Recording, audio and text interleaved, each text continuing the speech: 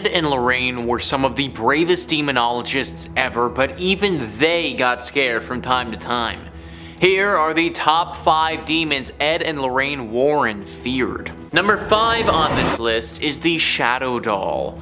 Whatever demon took up residence in this evil-looking doll was not one that the Warrens were too fond of.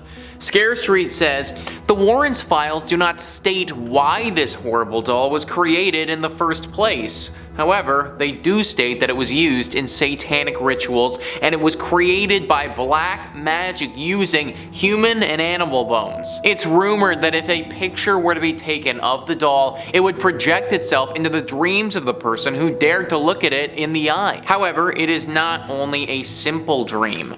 The dream would be so intensely nightmarish that the victims would either suffer from a heart attack or forever be frightened of sleep because of the horrifying looking doll. The files even state that there were a few deaths caused by it. The Shadow Doll was later found in an antique shop and oddly enough, a couple purchased it. After the purchase, the couple began to encounter the eeriest of nightmares. They later found out that they were experiencing the same nightmares of the cursed doll and that the husband had scratches all over his back and neck, which could only be traced back to the Shadow Doll. Clearly, this doll and its capabilities was something that the Warrens were very concerned about. It's one thing to be attacked when you're awake and conscious. Let's face it, this happened to the Warrens all the time, and they were constantly having to deal with scary demons coming after them. Obviously, this was never a great time, but it was something that they could handle. Getting attacked while you're asleep, though, that's a completely different animal. You are now being haunted in a world where things won't make any sense. A world where this Shadow Doll can manipulate the physics and do things that they wouldn't be able to do outside of our heads. It also meant for the Warrens that they wouldn't have one another. They were a team and tackled every single one of their demonic foes as a unit. Getting attacked while you were asleep in your brain meant that the other person, even though they would most likely be lying right next to you, they'd have no idea that you're getting attacked and wouldn't be able to do anything to save you. All of this is why the Warrens had to take this doll and bring it to their museum. This was of course after they performed various ceremonies on it to try and extract the demonic presence. Number 4 on this list is the Amityville Horror House. This is the case, the demon, the haunting, that launched the Warrens to stardom. But don't think that it didn't come at a cost.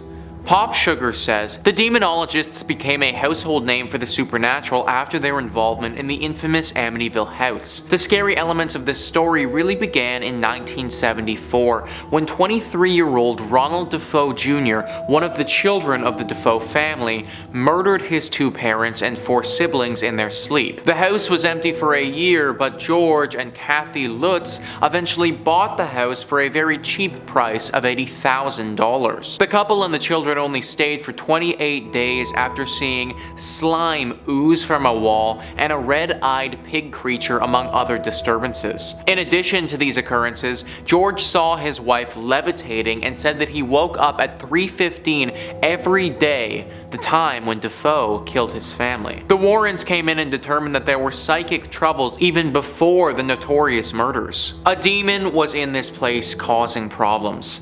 The Warrens knew it, and they had to deal with it.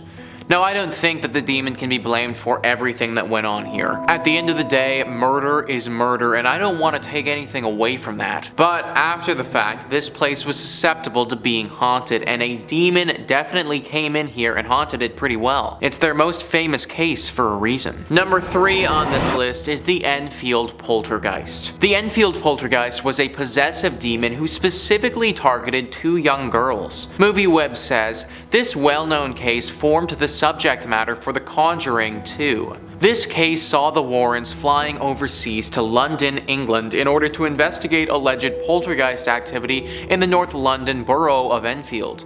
Peggy Hodgson, a single parent, had initially called the police after 2 of her 4 children had reported knocking sounds on the walls. Peggy herself claimed to have witnessed furniture moving around with no explanation. This was apparently also corroborated by a police officer visiting the house.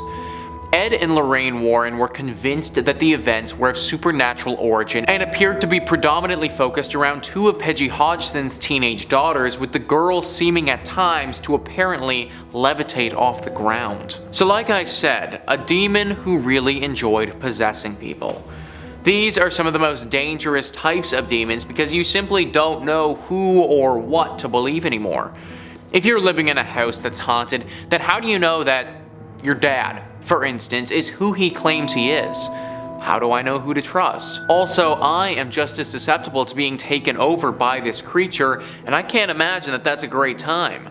It's easy to see why Ed and Lorraine Warren were scared by this demon. Number 2 on this list is the Annabelle Doll. One of the most famous demons that the Warrens ever encountered, Annabelle certainly gave the pair many sleepless nights. The story behind Annabelle starts with a girl named Deirdre, who got the doll as a gift from her mother. It was a nice gift at first, but it wasn't long after she had it that she started noticing some weird occurrences. She would leave the doll in one spot, and then when she came home later that day, sure enough, the doll had moved somewhere else. Pretty creepy. This was creepy to begin with, but it gets a lot worse. One day she came home and noticed that the doll was covered in blood. It was at this point where she decided to seek a professional opinion. She sought the help of a medium to get advice. Scare Street says the medium told her about a little girl named Annabelle Higgins, who was once a happy child playing in the fields until her life mysteriously ended.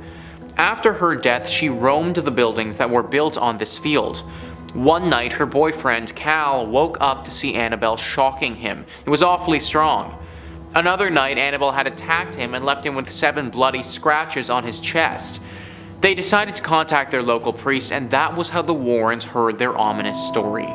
The Warrens delivered the victims a shocking truth, saying that there was no Annabelle and it was a mere trick from a demonic spirit which was allowed to manifest the doll after their agreement. The Warrens told them that the spirit was given permission to inflict harm on them, and that if they had remained silent, the spirit would have killed them all within a week or two. They held an exorcism and took the doll with them. Whilst driving though, Ed lost control over the car for a few times, and the priest who had made fun of the doll was killed in a dreadful accident. Disturbed by the doll, the Warrens decided to keep it in a sealed box. This thing almost took Ed Warren off the road and could have ended the Warrens' lives prematurely. Safe to say that they feared this demon a decent amount, I think. And finally, number 1 on this list is the Conjuring House. The famous Ed and Lorraine movie was based on fact, folks, one of the scariest run-ins the pair had with a demon. MovieWeb says the house in question, located in Harrisville, Rhode Island, is said to be haunted by the ghost of a woman alleged to be a witch. The commonly accepted story states that the woman killed her son and herself in order to haunt any future occupants of the house. The Warrens' investigation took place in 1974 when they made repeated visits to the property in order to investigate reports of a malevolent entity capable of lifting beds, whilst also filling the air with the reek of rotting flesh. This particular was of course the basis of the first film in the series, The Conjuring. While Ed Warren had already passed away during the production of the movie, Lorraine Warren served as a consultant on the project. Of that long ago investigation, she admitted the things that went on there were just so incredibly frightening, it still affects me to talk about it today. Literally, Lorraine, when she was alive, was still affected by the things that went on in this house. It's no wonder that Hollywood saw this as a prime opportunity to make a movie and rake in the money. The original story was just so scary to begin with. But there you have it, folks. That is our list of the top 5 demons Ed and Lorraine Warren feared. Please let me know in the comments down below what you thought about this list and some other scary demons that you guys know about. Also, please hit the like and subscribe button. Thank you so much for watching. I've been your host, Nicholas Playlog, and I will catch you next time.